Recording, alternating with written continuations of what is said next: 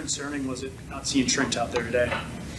Man, it's first day of camp. I know he's dealing with some contract stuff, but for me, I got to go out there and lead the boys in the first day.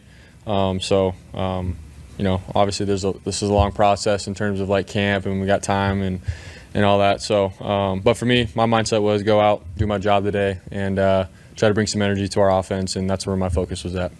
It's been asked a few times if you're a bit bulkier this season or this off season coming in. How have you just kind of prepared coming to this season rather than prepared last season coming off injury? Yeah, I mean, last year a lot of it was rehabbing my arm and trying to get my arm healthy while trying to work out and stuff as well. So I feel like this year I actually had some time to work on my craft and my body and stuff. But I feel like it's really just like anybody else too in terms of off season right before camp starts. Everyone gets after it and tries to get in like the best shape as they can. So that's what I did. I think for me moving forward, it's like how can I maintain that strength and all that throughout the season, and 'cause it's a grind. I mean, we're going to be practicing 3 days in a row, so I got to just stay on it and feel good. But went down to Jacksonville, my guys got me right, and I'm excited. So Are bigger or about about probably a couple pounds heavier, but I think feeling good and not just trying to put on weight, but good weight, that's right, and still being able to move around and be quick and things like that. Like that's all part of my game, and I didn't want to just bulk up and try to gain as much weight as I can. Like, I was smart about it, so I still got to move and throw well. Established to the point now where you may take training camp a little differently, and that maybe the first couple of years I got to be efficient, I got to do the real efficient thing, whereas now that you're the guy, now would say I'm going to try this and see if it works. I think there's a balance to that, because that is how we have success here as 49er quarterbacks. It's being efficient, making the right decisions over and over and over again. Trying to be a superhero and make all these different kind of throws and stuff. Like that's not how we're coached. That's not how we win games here. So we're going to practice how we play and how we try to win.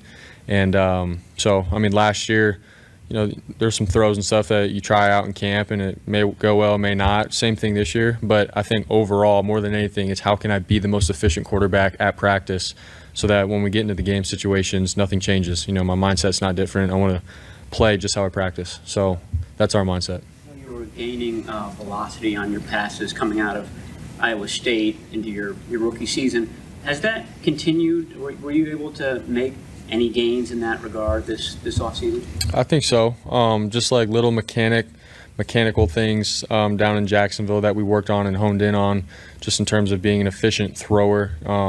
There's a guy that comes in and does like the 3D motion capture stuff, and we look at my mechanics and try to apply it to my on-field training and get more power out of my hips and all the stuff that goes into it. But I was down there for a good month, and so we were actually able to chip away at some things where last year I was there for a couple weeks. It was more about my elbow rehab, and then I'd come back here early. So I got some good time away to work on it, and I do feel like I got better just with my arm mobility and strength. But like I said earlier, that's something that I have to maintain as we go. So Is that mostly lower body when you're adding velocity, miles per hour? I think both. Yeah, both. Just like the physical training part of it, and then tying it back into your hips and your shoulder being tied together, the sequencing of throwing.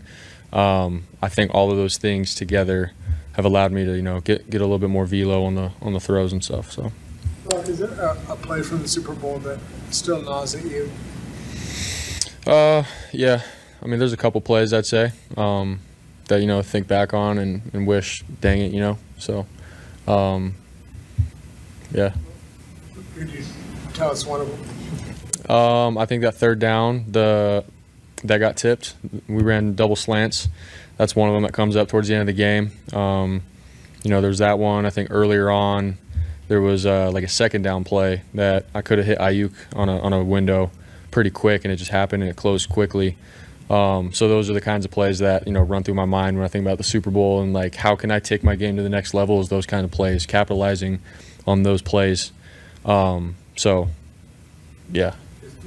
Just the uninitiated. Yeah, sorry, man. Please shut up. No, but to the uninitiated, it was like the one that got tipped that you referred to first. It's like, wow, what was he going to do? But when you obviously hindsight's 20/20, but if you could do it over, what should you have done?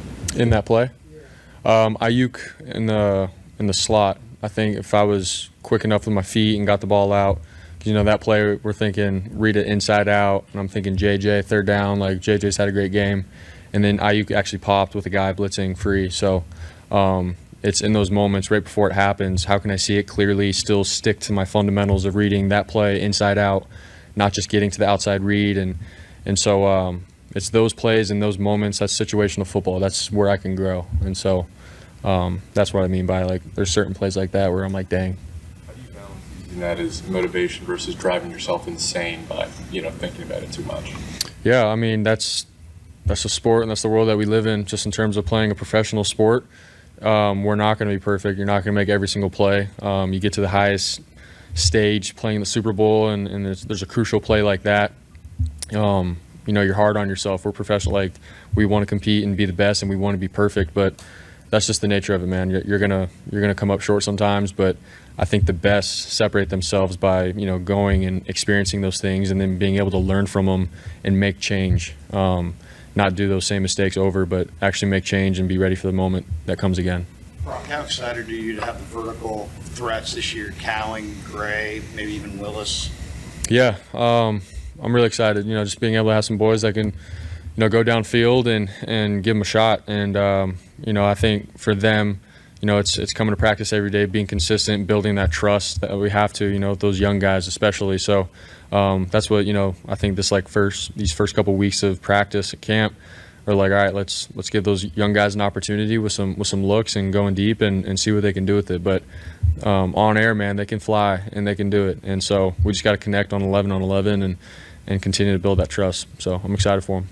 Feel the benefits yet of having a true off season? This is your first true off season where you've been able to participate the whole time going into a season. Yeah, I mean, exactly that. I got OTAs, I got those reps, just able to build the relationship with the new guys that came in, and then go away for summer and continue to get better at my craft and build off of the reps that I had in OTAs and actually able to watch all the games from last year with Shanahan and Greasy and now being at camp, like, feels good. Like, I feel, you know, ready to roll and excited, just based off of the growth that I've had this offseason. So I'm nowhere near perfect, but I know I can continue to grow and be better, and I need to be better for this team. So that's how I look at it, but definitely excited, you know, not coming off a UCL again. So Did this day one feel smoother? I'd say so, but I mean, there's still some rust. We could all feel it, you know, timing and routes, leading receivers, play calls, getting in and out of the huddle. But for a day one, I didn't think it was too bad. New tight ends in the room. Your first throw today went to Sahlberg. Did you feel that you built some rapport already with him in OTAs, and how is it going with the tight end room in particular? Yeah, you know, I think the way he came in for OTAs and we started throwing pretty early with him and you know, learning how he moves and how he sees things and then coming in and being ready to roll for camp, like, he made a great play today. So that's something that we're going to continue to have to build off of and get after together. But I'm really excited for him and Braden Willis and his opportunity and obviously George. So it's a great room. I know George is doing a great job with leading all those boys and some young guys and new faces coming in. But you know, having, you know, Logan Thomas come in as well and his just veteran presence, like, it's gonna be a solid room. So obviously we got camp for all those boys to showcase and see what they can do and who's going to step up. But I'm excited to work with them all and throw them the ball. I imagine the highlight of your offseason was your wedding. What stands out to you about that day? Everyone says it's a blur. What do you remember about your wedding day? Man, it went so fast, but I mean, we had just all the best people, like the closest people in our life, you know, be there for us in one day. And so it was a pretty special moment to be able to go through that whole season last year of football and Super Bowl and the craziness and coming back from surgery to then marrying my best friend. Like, it was crazy. That was the best day of the year for me. And looking back on it, man, like, we're just so thankful for everyone in our life. But to come together as one with my wife and my best friend was nothing better. Games that this team has played the past few years and all the disappointment it's experienced coming so close to achieving the final goal and not getting it. How do you, as a leader, make sure this team maintains that fire and doesn't burn out? Yeah, I mean, We've all just been there, dude. Like we've tasted it. Obviously, the Super Bowl. It's a couple plays away from literally being Super Bowl champions. The year before that, NFC Championship. The year before that, NFC. So like we have guys in this locker room that taste it and they want it.